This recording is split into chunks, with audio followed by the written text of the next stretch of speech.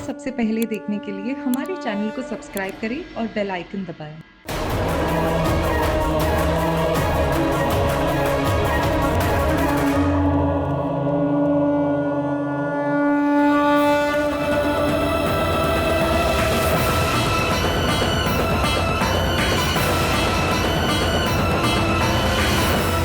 मैं वचन देता हूँ माँ, सबके सामने इन शक्तियों का प्रदर्शन नहीं करूँगा।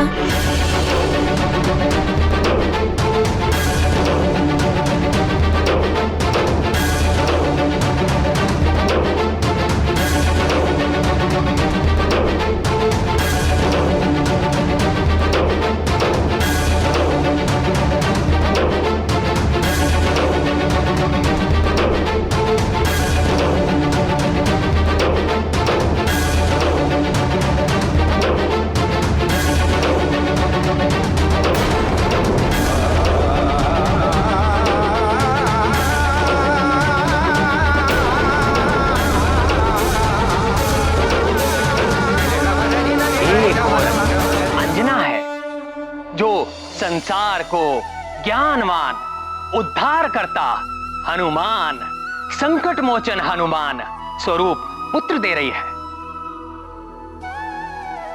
तो दूसरी ओर कैकसी है जो विष स्वरूपा है।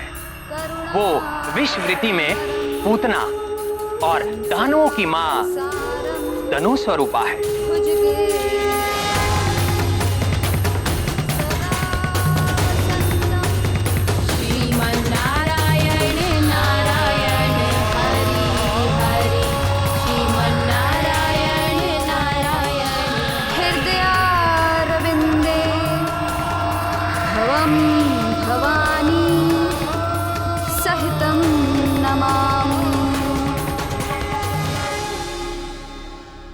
विष स्वरूपा माताएं ही अपने कुविचारों और कुसंस्कारों के विष से अपनी संतान को पतन और अंधकार की ओर धकेल देती है। कैकसी ने अपने महाज्ञानी पुत्र को अपने कुटिल विचारों के विष से भ्रष्ट कर दिया। परिणाम स्वरूप संसार को मिला सबसे भयंकर राक्षस दशानन रावण।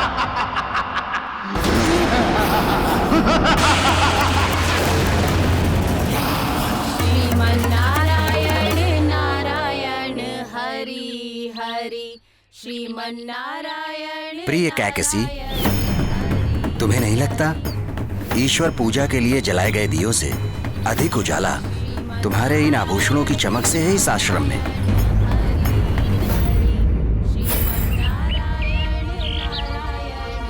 आर्य, ये तो दृष्टिकोण है अपना अपना।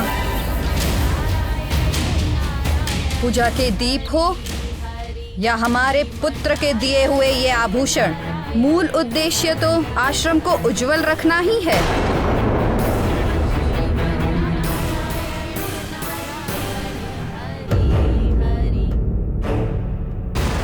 तुम्हारे मंत्रों के स्वर में भक्ति भाव से अधिक राजसी दर्प झलक रहा था।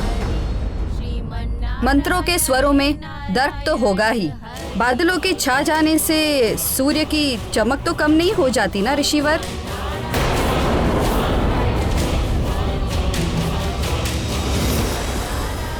आश्रम में रहते हुए भी हम लंका की राजमाता हैं।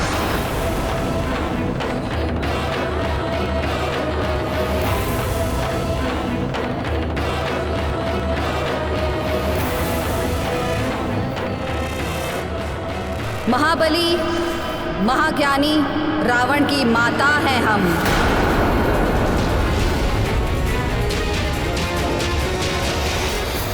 माँ के संस्कार, स्वभाव और सोच का संतान पर प्रभाव पड़ता ही है। इसलिए माताओं को संतान का पालन पोषण बड़ी सावधानी से करना चाहिए। उन्हें अच्छी शिक्षा और सुसंस्कार देने चाहिए। अपनी संतान को अपनी कुंठा और दुष्प्रवृत्ति से सदैव दूर रखना चाहिए, जो रावण की मां कैकसी ना कर सकी। प्रणाम आर्य।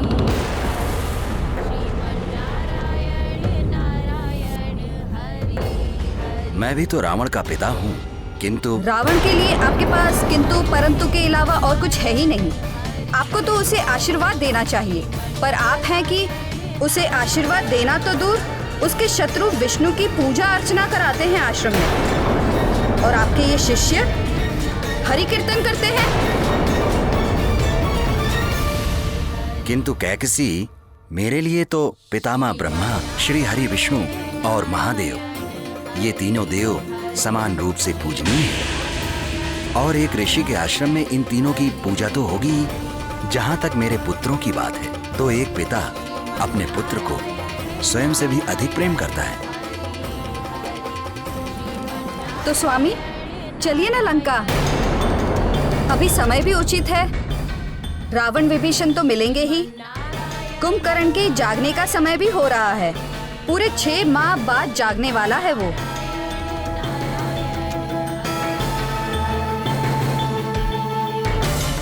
मैं अपने इस अनार्थ प्रदेश के आश्रम में ही ठीक हूँ। मेरे लिए लंका जाने का समय तब आएगा जब रावण अपने बड़े भाई कुबेर को उसकी लंका और पुष्पक विमान सम्मान सहित लौटाएगा और अधर्म का मार्ग त्याग कर धर्म पथ का अनुसरण करेगा। उसे समझाओ, समय परिवर्तित हो रहा है, समय को समझे। समय के विषय में सोचना दुर्बलों का काम होता है। समय तो दास होता है महाबलियों का। और रही बात लंका की, तो लंका तो कभी कुबेर को नहीं मिलेगी। हमारा पुत्र है लंका का अधिपति। शीघ्र ही तीनों लोगों का अधिपति होगा हमारा पुत्र, आपका पुत्र, त्रिलोक स्वामी रावण, ऋषि विश्रवा का पुत्र। मैं रावण का पिता हूं। उसका हर सत्य से सामना कराना मेरा कर्तव्य है। तुम्हारा ये स्वप्न कभी पूर्ण नहीं होगा, क्योंकि जो मैं देख पा रहा हूं वो तुम नहीं देख पा रही हो। नेत्र हम भी खुले रखते हैं आर्य। कैकशी, यदि प्रकाश ना हो तो आंखें अंधे के समान हो जाती हैं, और यदि प्रकाश तीव्र हो तो भी कुछ दिखाई नहीं देता। संसार एक नए युग के आलिंगन को तत्पर है। जाकर बताओ रावण को कि अब भी समय है, संभल जाए, धर्म का मार्ग अपना ले। काल उससे अधिक दूर नहीं है।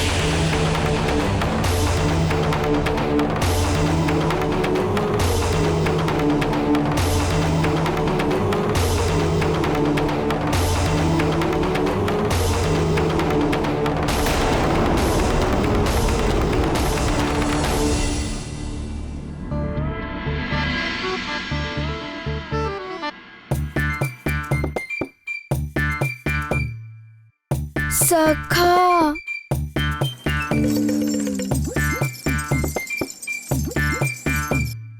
माँ हर दिन कहती हैं कि प्रातः उठते ही स्नान करो, स्वस्थ रहोगे, मन प्रसन्न रहेगा दिन भर।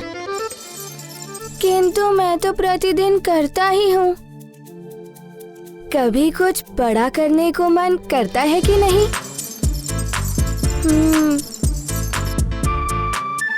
कल से ही मन कर रहा है कि जो शक्तियाँ मिली हैं उन्हें देखूं, उन्हें परखूं। क्या हो सकता है उन वरदानों में? किंतु माँ ने तो पहले ही रोक लगा दी है कि सबके सामने अपनी शक्तियों का प्रदर्शन ना करूं। अब तुम ही बताओ सखा, मैं कैसे जानूं इन शक्तियों के बारे में?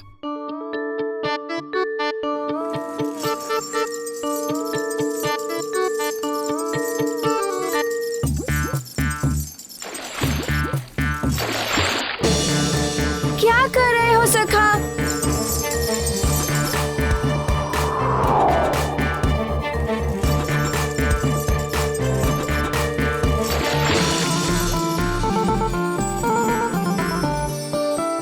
अच्छा, तुम ऐसे नहीं मानोगे सखा। तुम्हें अपनी शक्ति दिखानी ही पड़ेगी। सोच लो, अब मैं हनुमान हो गया हूँ, शक्तिशाली हनुमान। दिखाऊं अपनी शक्ति?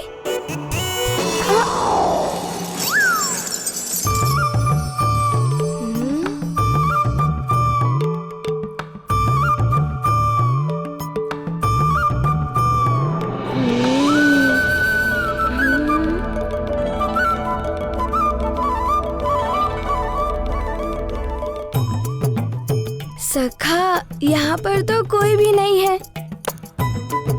यहाँ तो हम अपनी शक्तियों का प्रयोग करके देख ही सकते हैं।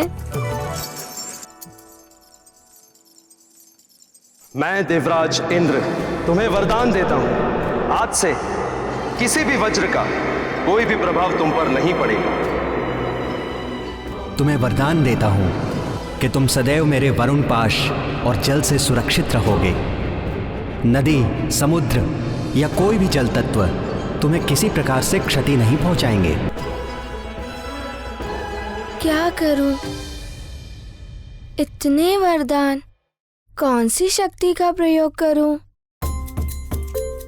बड़ी ही उलझन है सखा, सोचना पड़ेगा।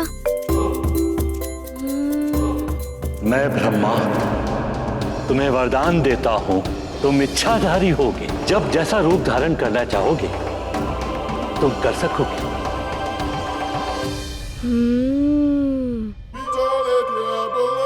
इच्छाधारी रूप? ब्रह्मा जी ने तो बहुत ही अच्छा वरदान दिया है। इसे प्रयोग करने में तो बड़ा ही आनंद आएगा। तो क्या बनूं? क्या बनूं मैं?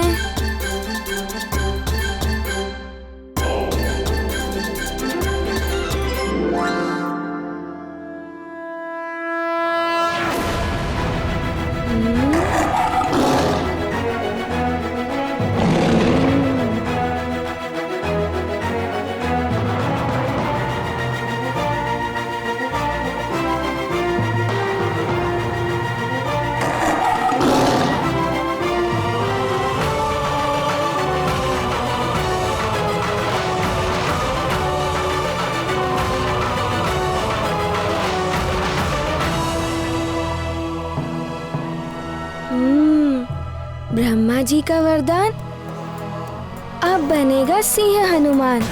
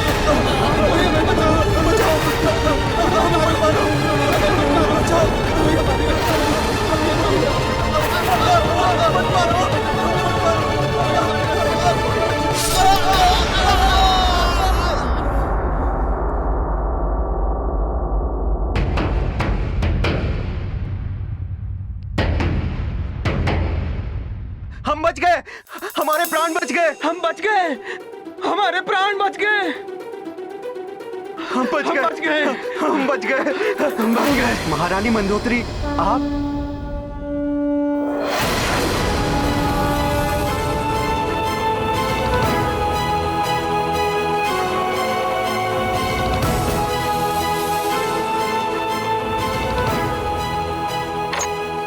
बस तुम्हारे शीश मेरे चरणों में नहीं, मात्र ईश्वर और माता पिता के चरणों में ही झुकने चाहिए। अब जा। तुम सब स्वतंत्र। हम सब स्वतंत्र हैं, हम सब स्वतंत्र हैं। महारानी की जय हो। आप ठहरिए, आप यहाँ से नहीं, पीछे से जाइए।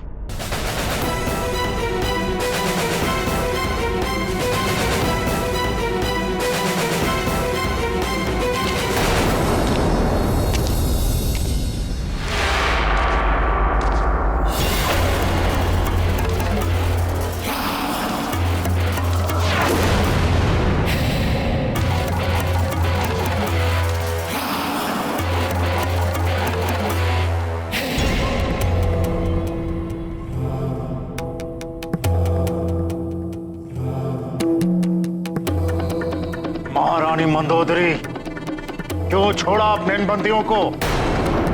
पूर्णमासी के दिन इनकी बलि चढ़ानी थी हमें। अपने पति को निर्बलों पर अत्याचार और अन्याय करने से रोकना हर पत्नी का धर्म होता है। वही निभा रही हूँ स्वामी।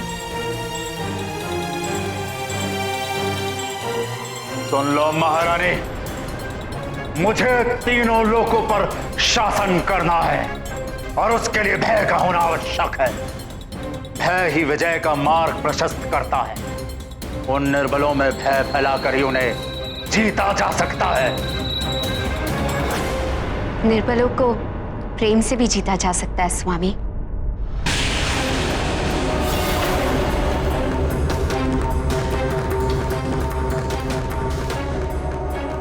जहां देवता छल और कपट करते हैं, जैसा उन्होंने समुद्र मंथन के समय किया था, वहां प्रेम और न्याय का स्थान नहीं होता है महारानी। और आप मुझे पत्नी धर्म की दुहाई दे रही हैं, तो आपको याद दिला दूं, पत्नी का केवल एक धर्म होता है, अपने पति का साथ देना। पत्नियों, साथ तो सदैव दूंगी स्वामी, किंतु जितना मेरा वश चलेगा आपको अन्याय और अत्याचार से दूर रखूंगी। भले ही इसके लिए आप मुझे भी मृत्युदंड दे दें।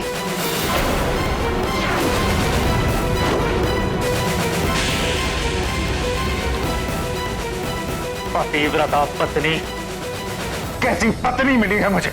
हाँ?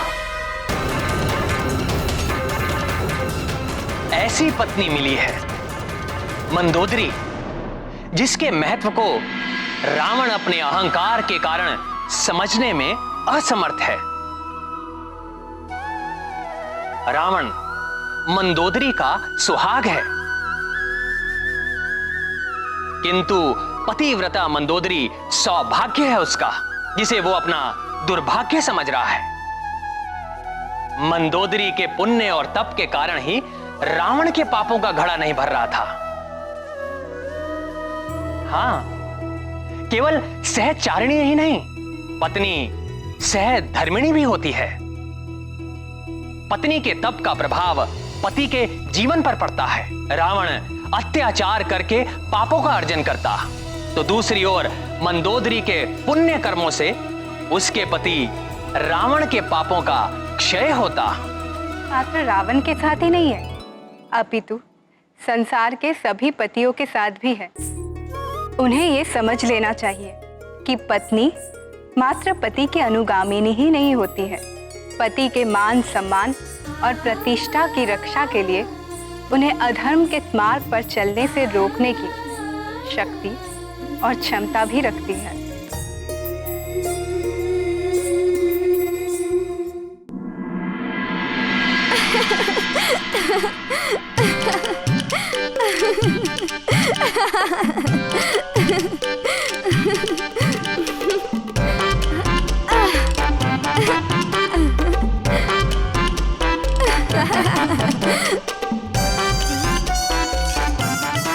सखा, हम सिंह तो बन गए थे, किंतु सिंह की गर्जना के बिना सिंह ही कैसा? हमें एक बार तो सिंह गर्जना करनी ही होगी।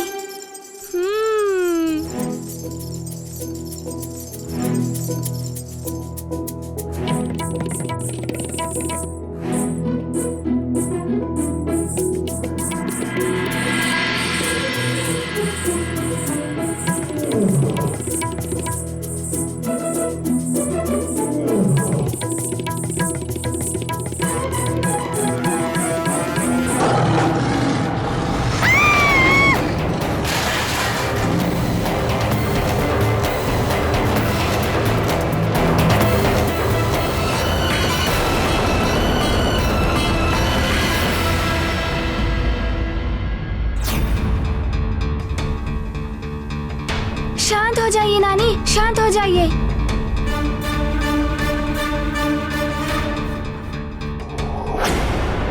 क्या हुआ?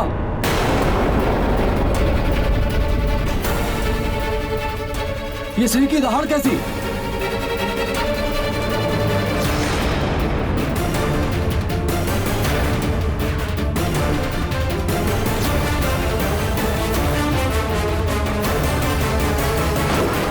माँ, यहाँ शेर था क्या?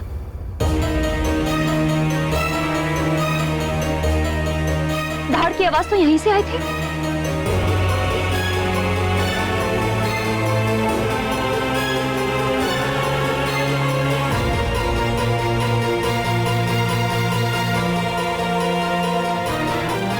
यहाँ से? नहीं, यहाँ कोई शेर नहीं था।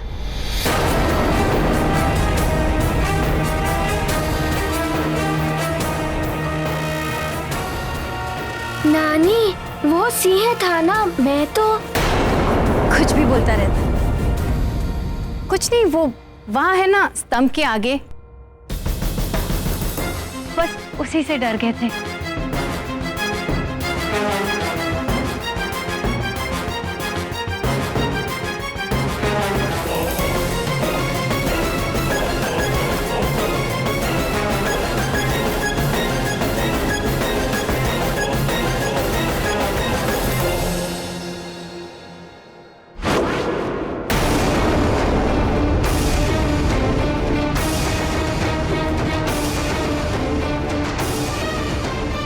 कुछ तो हुआ है जिससे माँ भयभीत हो गई थी।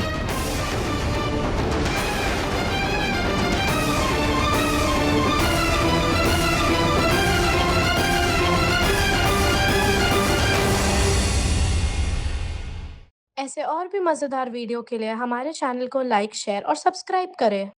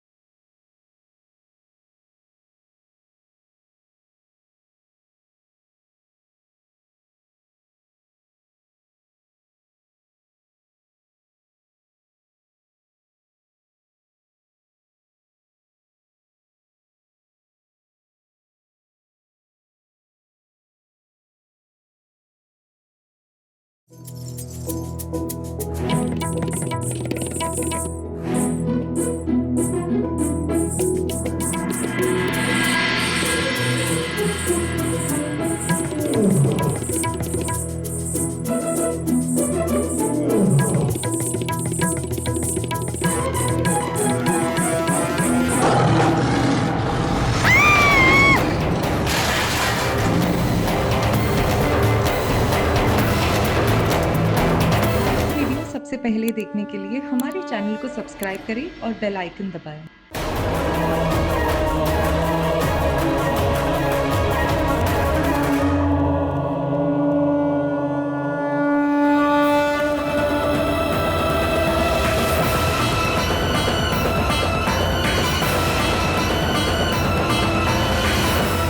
मैं वचन देता हूँ माँ, सबके सामने इन शक्तियों का प्रदर्शन नहीं करूँगा।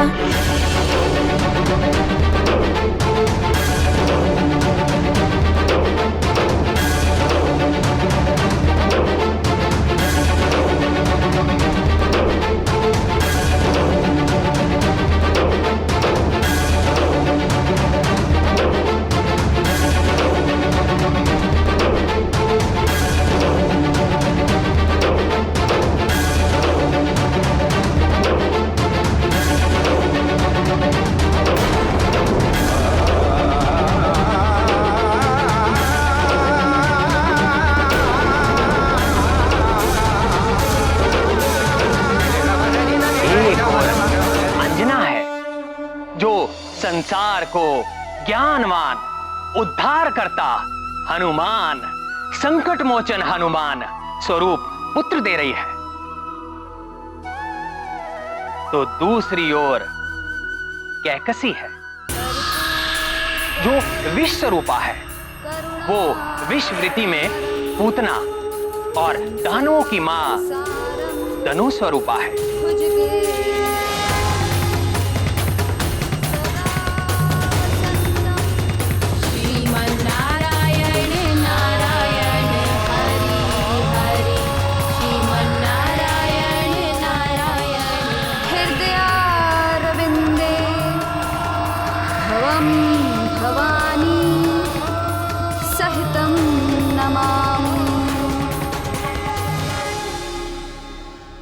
विष स्वरूपा माताएं ही अपने कुविचारों और कुसंस्कारों के विष से अपनी संतान को पतन और अंधकार की ओर धकेल देती है। कैकसी ने अपने महाज्ञानी पुत्र को अपने कुटिल विचारों के विष से भ्रष्ट कर दिया। परिणाम स्वरूप संसार को मिला सबसे भयंकर राक्षस दशानन रावण।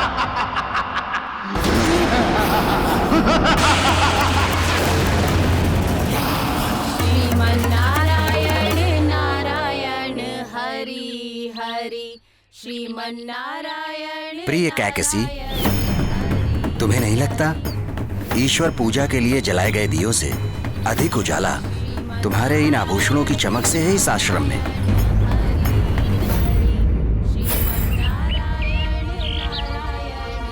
आर्य, ये तो दृष्टिकोण है अपना अपना।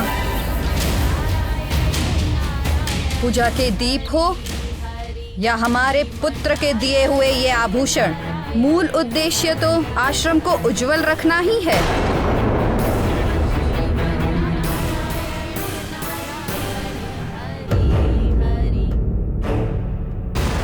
तुम्हारे मंत्रों के स्वर में भक्ति भाव से अधिक राजसी दर्प झलक रहा था। मंत्रों के स्वरों में दर्प तो होगा ही। बादलों के छा जाने से सूर्य की चमक तो कम नहीं हो जाती ना ऋषिवर।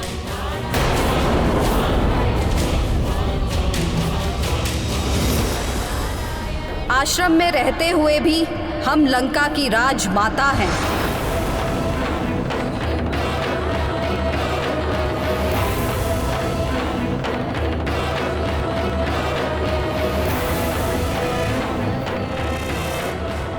महाबली महाज्ञानी रावण की माता हैं हम।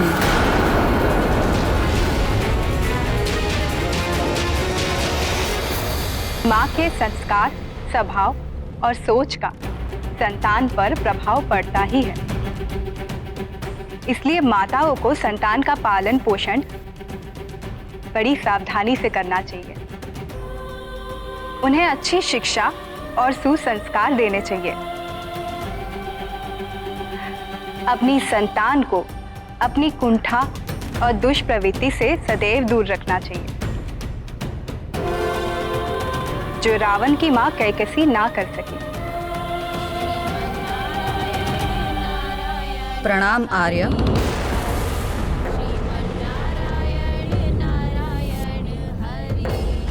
मैं भी तो रावण का पिता हूँ, किंतु रावण के लिए आपके पास किंतु परंतु के अलावा और कुछ है ही नहीं।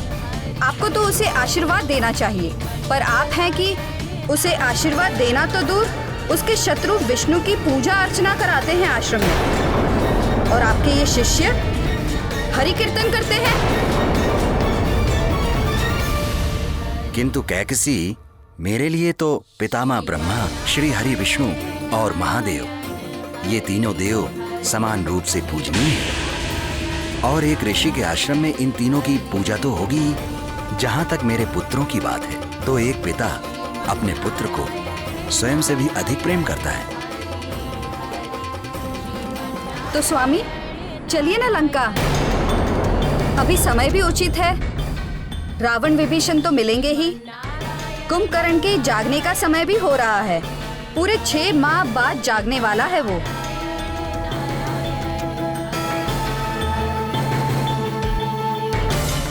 मैं अपने इस अनार्थ प्रदेश के आश्रम में ही ठीक हूँ। मेरे लिए लंका जाने का समय तब आएगा जब रावण अपने बड़े भाई कुबेर को उसकी लंका और पुष्पक विमान सम्मान सहित लौटाएगा और अधर्म का मार्ग त्याग कर धर्म पथ का अनुसरण करेगा। उसे समझाओ, समय परिवर्तित हो रहा है, समय को समझे। समय के विषय में सोचना दुर्बलों का काम होता है। समय तो दास होता है महाबलियों का। और रही बात लंका की, तो लंका तो कभी कुबेर को नहीं मिलेगी। हमारा पुत्र है लंका का अधिपति। शीघ्र ही तीनों लोगों का अधिपति होगा हमारा पुत्र, आपका पुत्र, त्रिलोक स्वामी रावण, ऋषि विश्रवा का पुत्र। मैं रावण का पिता हूं। उसका हर सत्य से सामना कराना मेरा कर्तव्य है। तुम्हारा ये स्वप्न कभी पूर्ण नहीं होगा, क्योंकि जो मैं देख पा रहा हूं वो तुम नहीं देख पा रही हो। नेत्र हम भी खुले रखते हैं आर्य। कैकशी, यदि प्रकाश ना हो तो आंखें अंधे के समान हो जाती हैं, और यदि प्रकाश तीव्र हो तो भी कुछ दिखाई नहीं देता। संसार एक नए युग के आलिंगन को तत्पर है। जाकर बताओ रावण को कि अब भी समय है, संभल जाए, धर्म का मार्ग अपना ले। काल उससे अधिक दूर नहीं है।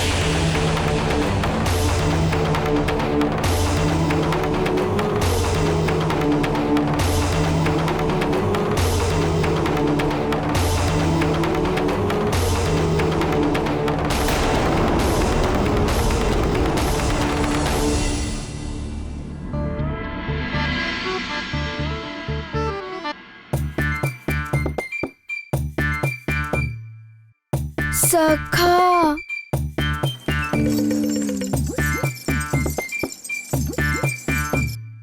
माँ हर दिन कहती हैं कि प्रातः उठते ही स्नान करो, स्वस्थ रहोगे, मन प्रसन्न रहेगा दिन भर। किंतु मैं तो प्रतिदिन करता ही हूँ। कभी कुछ बड़ा करने को मन करता है कि नहीं?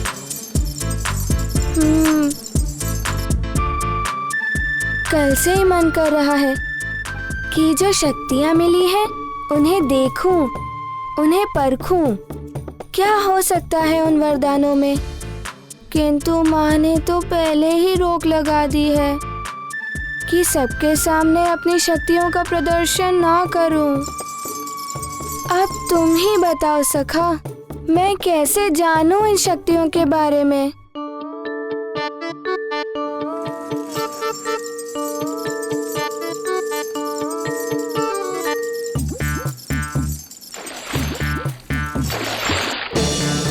क्या कर रहे हो सखा?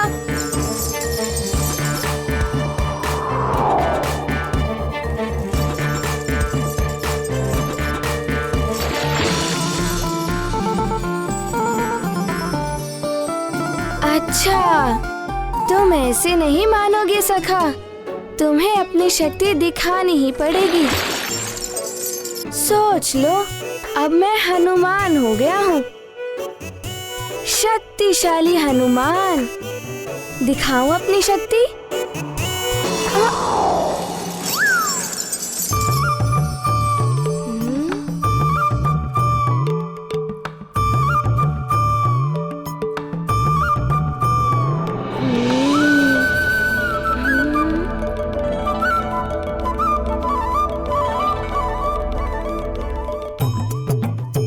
सखा, यहाँ पर तो कोई भी नहीं है।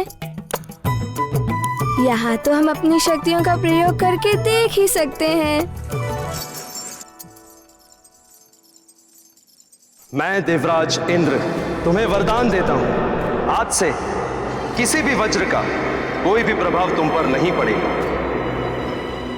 तुम्हें वरदान देता हूं कि तुम सदैव मेरे वरुण पाश और जल से सुरक्षित रहोगे।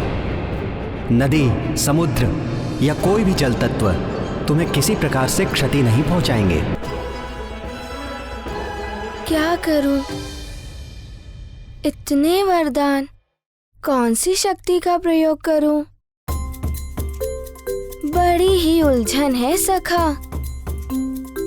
सोचना पड़ेगा। मैं ब्रह्मा तुम्हें वरदान देता हूं, तुम इच्छाधारी होगे। जब जैसा रूप धारण करना चाहोगे तुम कर सकोगे।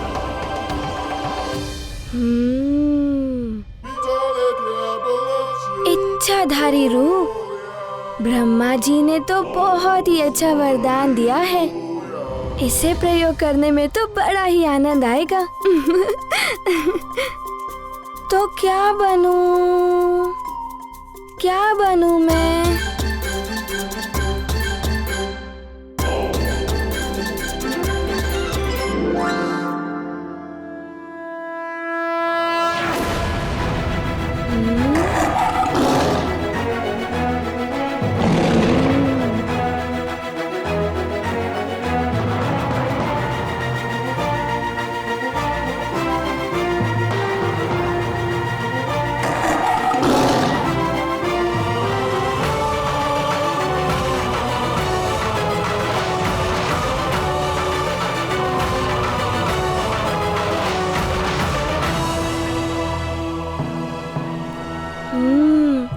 ब्रह्मा जी का वरदान, अब बनेगा सिंह हनुमान।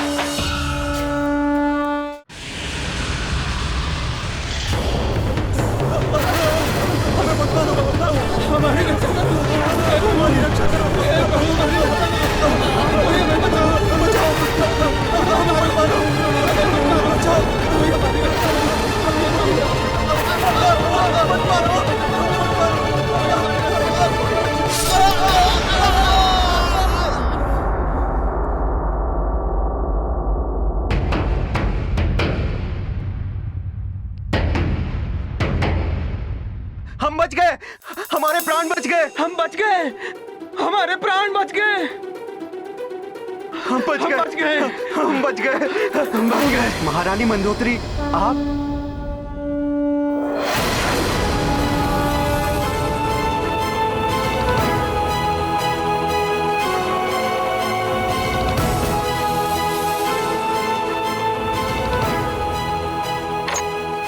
बस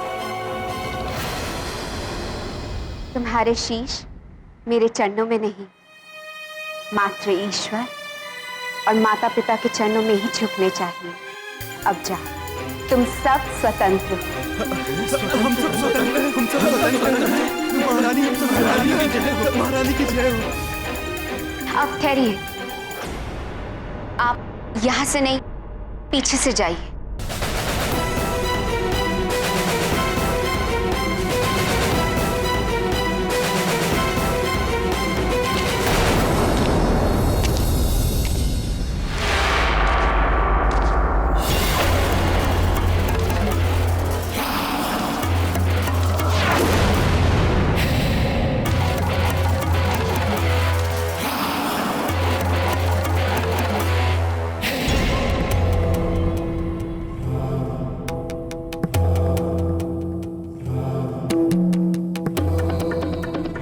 मंदोदरी, क्यों छोड़ा अपने इन बंदियों को? पूर्ण पूर्णमासी के दिन इनकी बलि चढ़ानी थी हमें। अपने पति को निर्बलों पर अत्याचार और अन्याय करने से रोकना हर पत्नी का धर्म होता है। वही निभा रही हूँ स्वामी। सुन लो महारानी, मुझे तीनों लोकों पर शासन करना है और उसके लिए भय का होना आवश्यक है। भय ही विजय का मार्ग प्रशस्त करता है। उन निर्बलों में भय फैलाकर ही उन्हें जीता जा सकता है।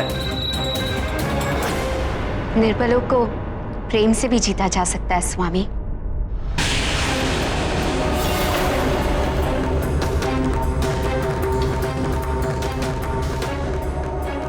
जहां देवता छल और कपट करते हैं जैसा उन्होंने समुद्र मंथन के समय किया था, वहां प्रेम और न्याय का स्थान नहीं होता है महारानी। और आप मुझे पत्नी धर्म की दुहाई दे रही हैं, तो आपको याद दिला दूं, पत्नी का केवल एक धर्म होता है, अपने पति का साथ देना।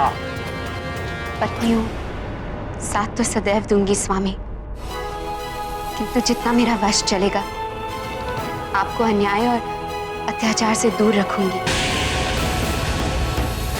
नहीं, इसके लिए आप मुझे भी मृत्युदंड दे दें।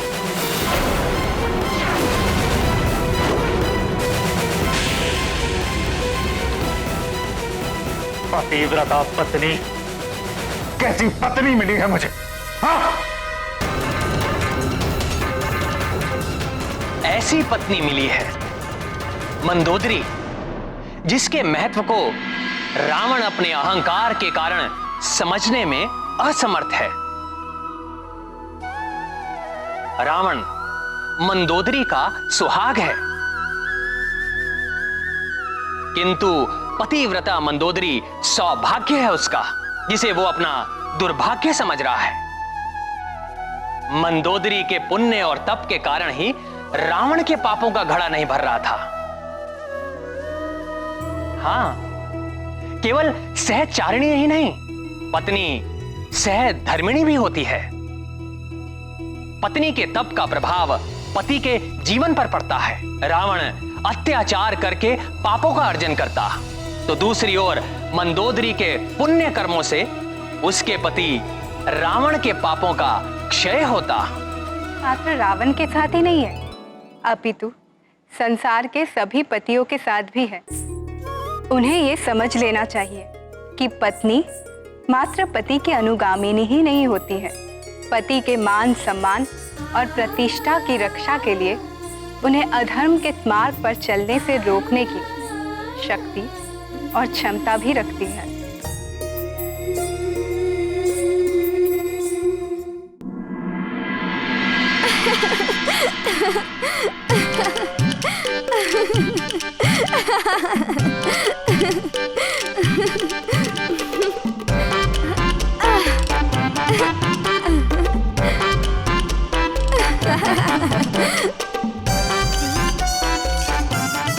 सखा, हम सिंह तो बन गए थे, किंतु सिंह की गर्जना के बिना सिंह ही कैसा?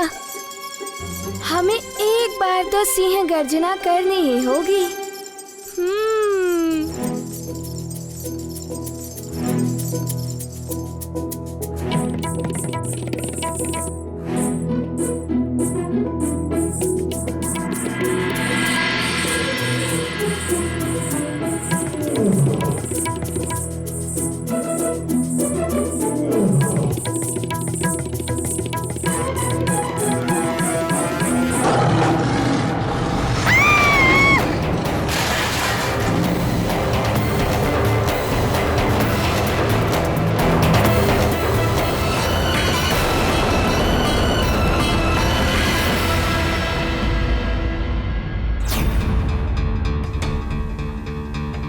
शांत हो जाइए नानी, शांत हो जाइए।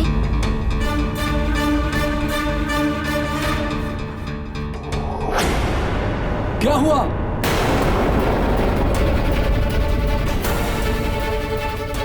ये सिंह की दहाड़ कैसी?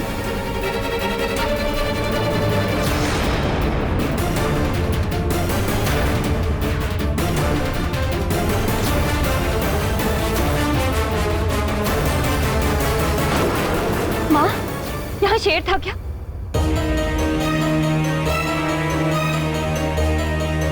दहाड़ की आवाज तो यहीं से आई थी।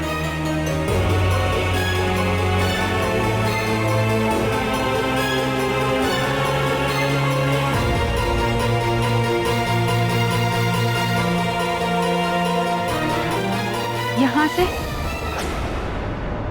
नहीं, यहाँ कोई शेर नहीं था।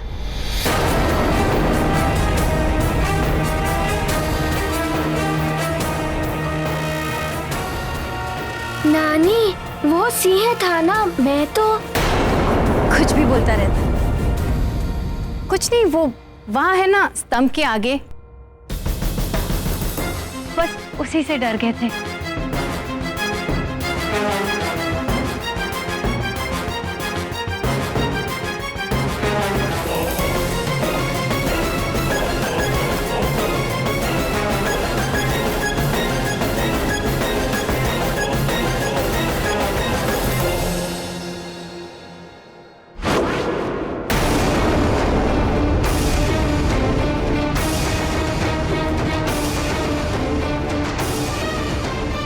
कुछ तो हुआ है जिससे माँ भयभीत हो गई थी।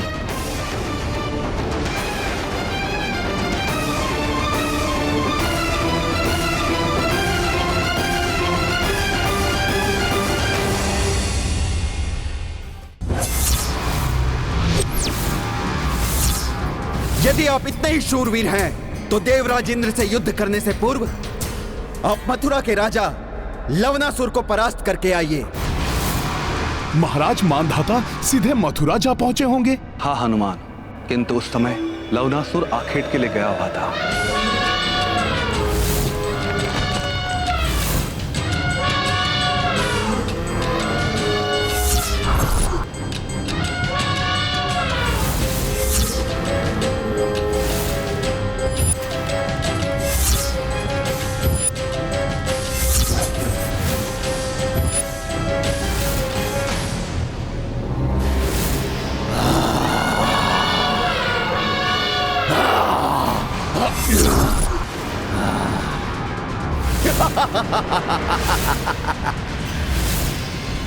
निरीह पशुओं के प्राण लेने वाले लवणासुर, मैं राजा मानधाता तुम्हें युद्ध के लिए चुनौती देता हूं।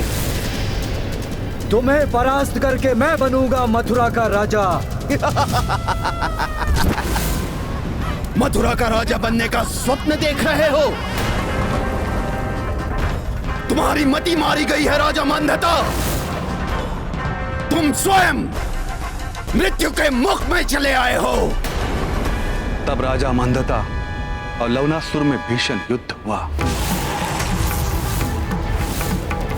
है तो ये चक्रवर्ती राजा, किंतु इसे अधिक समय तक जीवित रखने से क्या लाभ? अभी समाप्त करता हूं इसे। लवणासुर, बहुत हो गई युद्ध क्रीड़ा।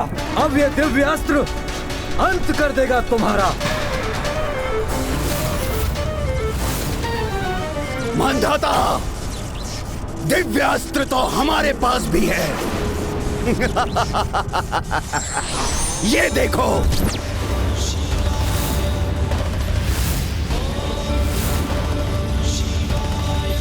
ये दिव्य शूल इस असुर के पास।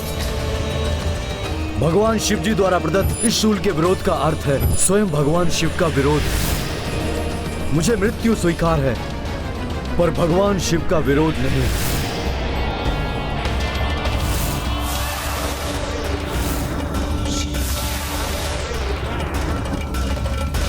किंतु पिताश्री, लवनासुर जैसे असुर ने वो शूल कैसे प्राप्त किया? लवनासुर का पिता मधुदैत्य अत्यंत भक्ति प्रवृत्ति का था।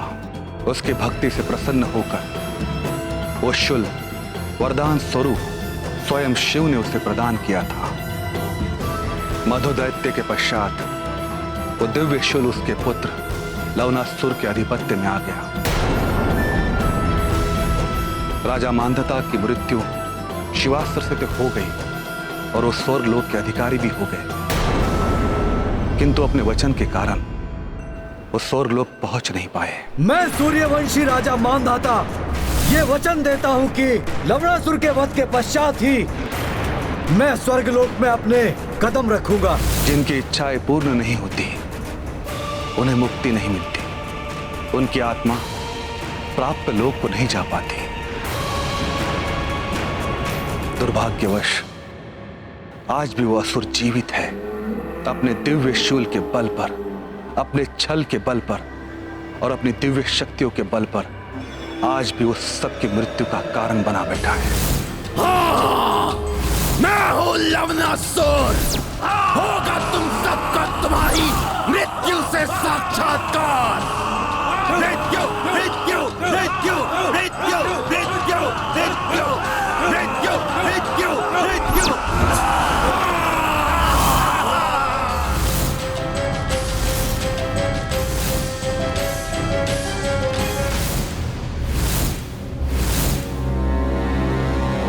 आओ आओ मुझसे मल्ल युद्ध करो, आओ आओ मुझसे युद्ध करो।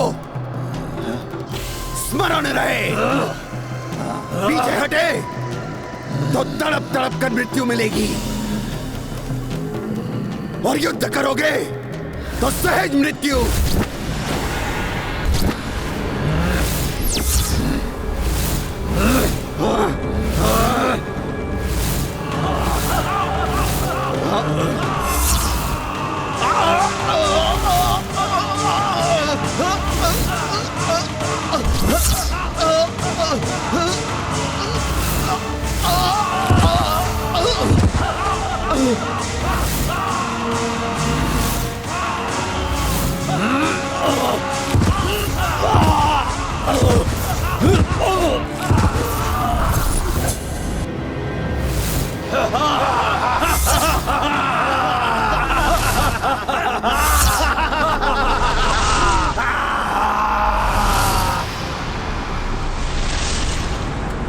अब तुम्हारी सारी शक्ति को भी सोख लूंगा मैं, तुम्हें जीवित नहीं छोड़ूंगा मैं।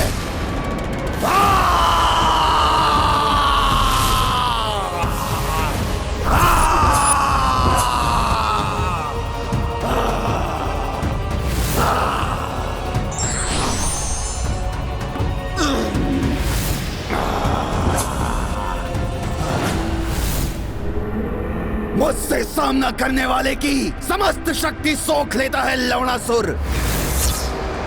और इस प्रकार और शक्तिशाली बन जाएगा लवणासुर। और शीघ्र ही संपूर्ण त्रिलोक विजेता होगा लवणासुर। राम राज्य केवल इतिहास रह जाएगा, इतिहास। राज करेगा केवल लवणासुर, राज करेगा लवणासुर, राज करेगा लवणासुर, राज करेगा लवणासुर। राजा मानधाता की इच्छा आपका पुत्र राम पूर्ण करेगा। लवणासुर को मृत्यु प्राप्त होगी और राजा मानधाता को स्वर्ग प्राप्त होगा। हाँ, राजा मानधाता का वचन अवश्य पूर्ण होगा।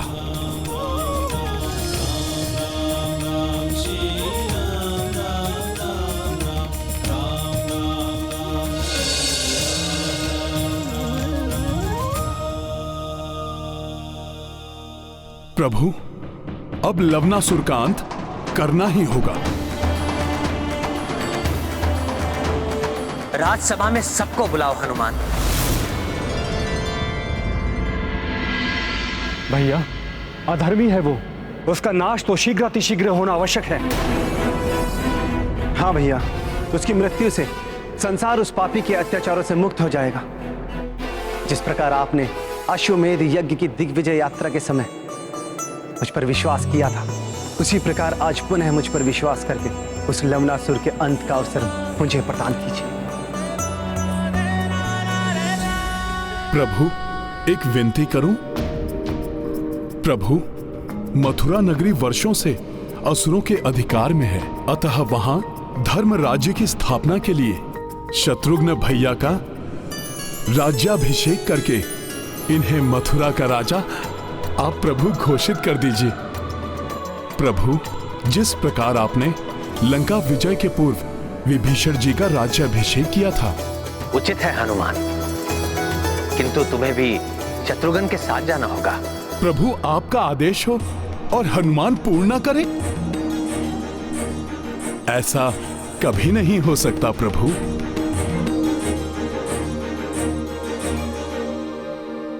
ये गाथा महाबली हनुमत की, रुचिकर लीला राम भगत की। जय जय जय रघुनंदन राम, जय जय जय महाबली हनुमान। शत्रुघ्न भय मथुरा भूपाला, राज्याभिषेक किए कृपाला।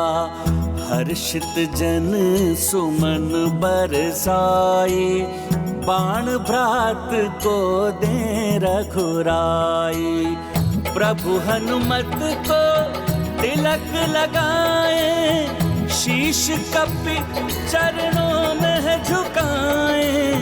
घोर भई सेना प्रस्थाना, संग संग उड़ चले हनुमाना। ये गाथा महाबली हनुमत की, रुचिकर लीला राम भगत की। जय जय जय रघुनंदन राम, जय जय जय महाबली हनुमान।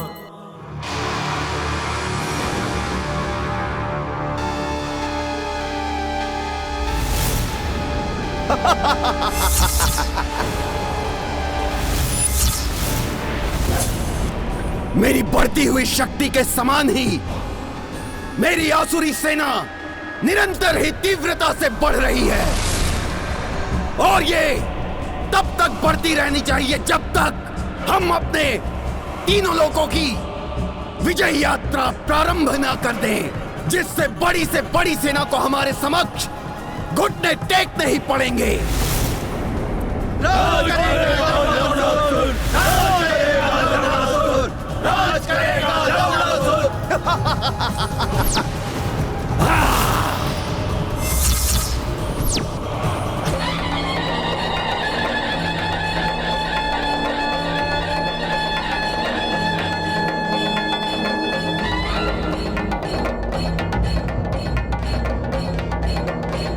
अरे ये तो वही वन है जहां लक्ष्मण भैया माता सीता को छोड़ने आए थे।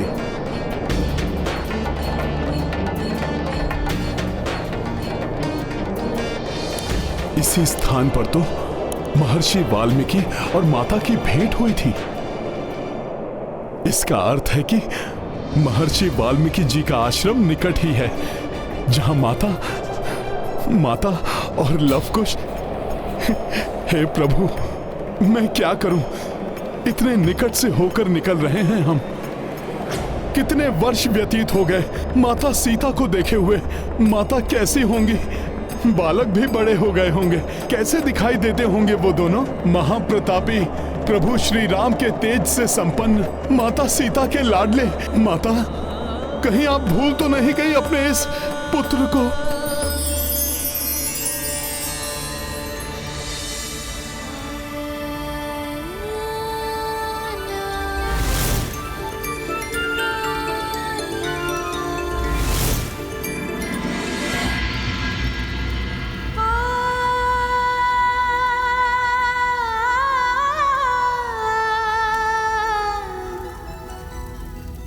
ये क्या कर दिया मैंने? पुत्र हनुमान के विचारों में ऐसी खोई कि अधिक मात्रा में चावल पका दिया, जैसे पुत्र हनुमान ही भोजन के लिए आ रहे हो। माता, माता,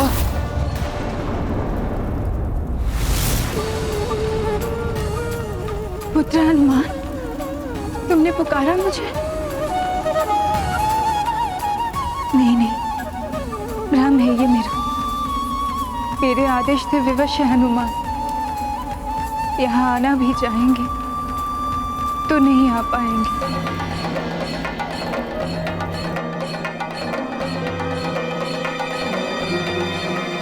तुमने मेरा आदेश नहीं सुना हनुमान। जाओ यहाँ से और लौट कर कभी मत आना।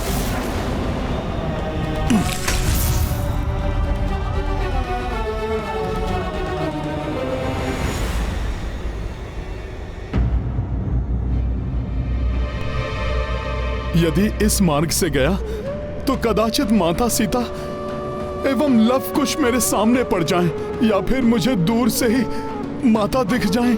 नहीं नहीं, कितनी भी प्रबल इच्छा हो, किंतु माता को दिए हुए वचन को नहीं तोड़ूंगा मैं। नहीं मिलूंगा किसी से, नहीं आऊंगा किसी की दृष्टि में। क्या हुआ? आप रुक क्यों गए?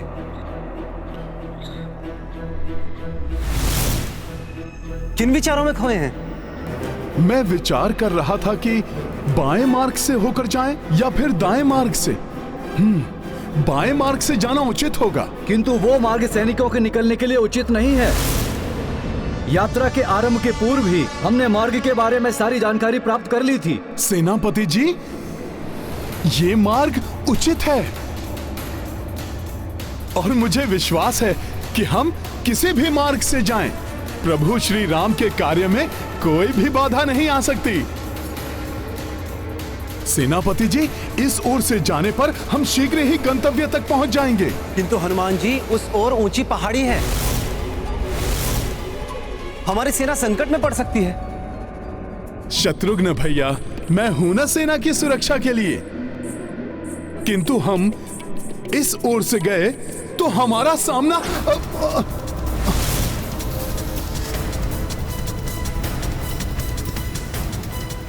आप आइए, ये मार्ग उचित है। हनुमान जी, सेना का नेतृत्व मैं कर रहा हूं, अतः आपको भी मेरा निर्णय मान्य होना चाहिए। सेना दाएं मार्ग से ही जाएगी।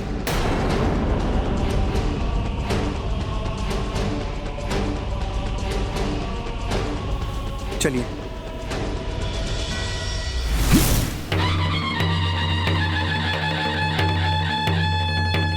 ये ढोल नगाड़ों की ध्वनि कुछ परिचित से प्रतीत हो रही है। ये क्या हो रहा है आज?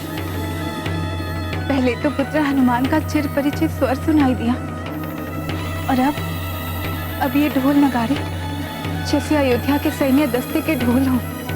ये सत्य है या कल्पना?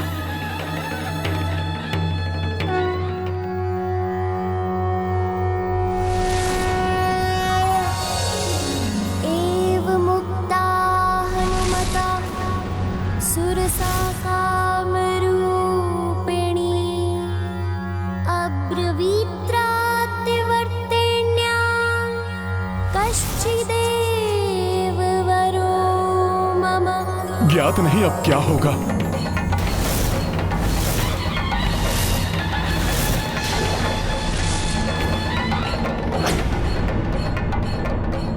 भैया कुश, अपने वन में ढोल नगाड़े कौन बजा रहा है? ढोल नगाड़े की ध्वनि से वन के जीव विचलित हो उठते हैं। यही नहीं, इन्हें इतना भी ज्ञात नहीं कि आश्रम और पाठशाला के निकट शोर उत्पन्न करने वाली ध्वनि बजाना अनुचित है। हाँ कुश, ये हमारा उत्तरदायित्व है कि इन असभ्यों को सभ्यता का पाठ हम पढ़ाएं। आओ।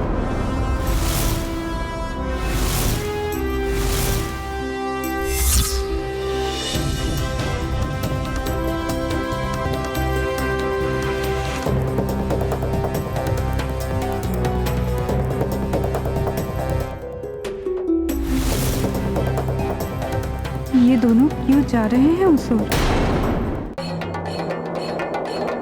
आश्रम अब निकट ही है। माता सीता और दोनों बालकों को कोई देख न ले।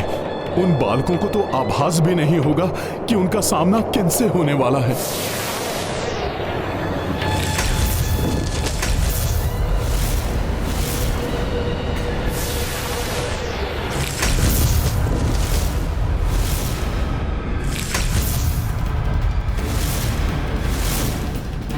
क्या इस युद्ध का सामना करने से रोकने के लिए ही आप हमें दूसरे मार्ग से ले जाने के लिए कह रहे थे? ये तीर हमारे सैनिकों को आहत नहीं कर रहे हैं। इनका लक्ष्य केवल हमारे ढोल और नगाड़े हैं। इसका क्या अर्थ हो सकता है? अर्थ तो ज्ञात नहीं, किंतु सबको सतर्क हो जाना चाहिए। आक्रमण करने वाले निकट ही कहीं हैं और उनकी दृष्टि हम पर ही है। सैनिकों, सावधान!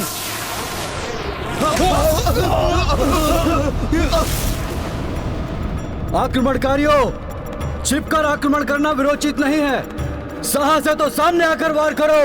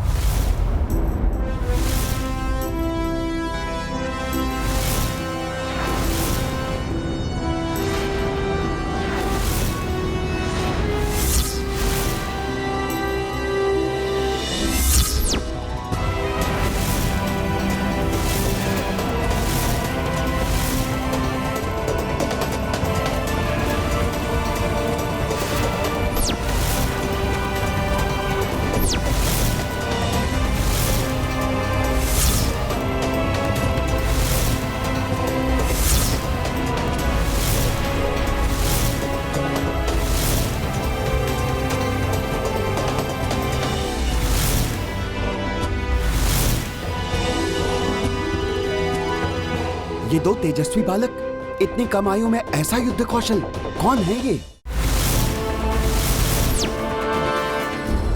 प्रतीत हो रहा है ये लवकुश ही हैं।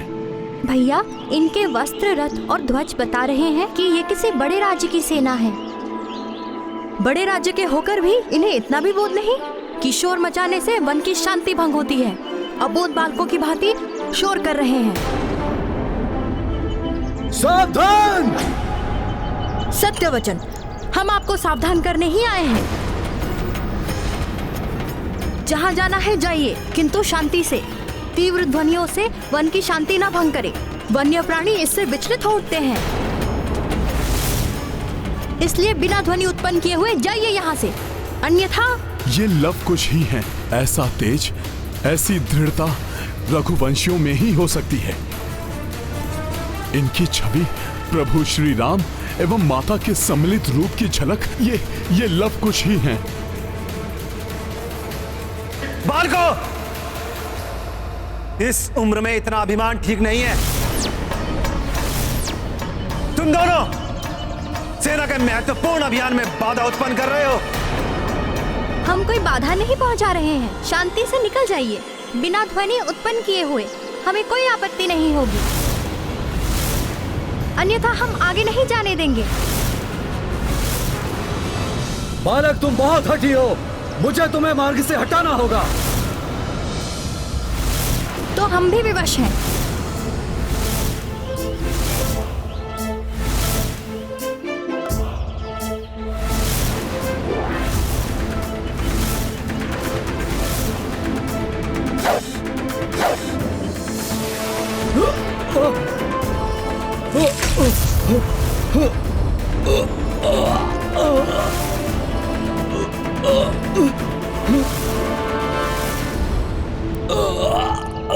सावधान!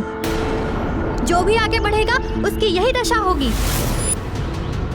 बालकों, हमारा मार्ग मत रोको। हमें बहुत ही विशेष कार्य हेतु इस ओर से निकलना है। हमारी बात मान लीजिए, निकल जाइए यहाँ से, अन्यथा हम किसी को डग भर भी आगे नहीं जाने देंगे।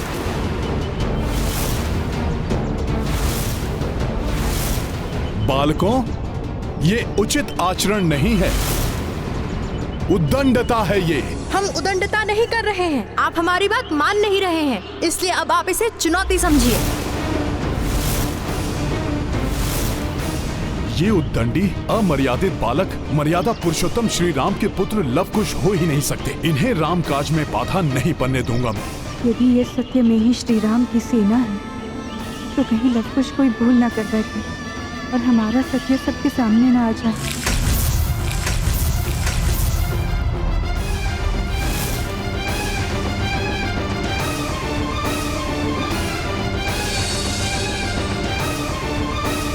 राम भक्त महाबली हनुमान को जानना हो तो चैनल को सब्सक्राइब करें और बेल आइकॉन दबाना न भूलें।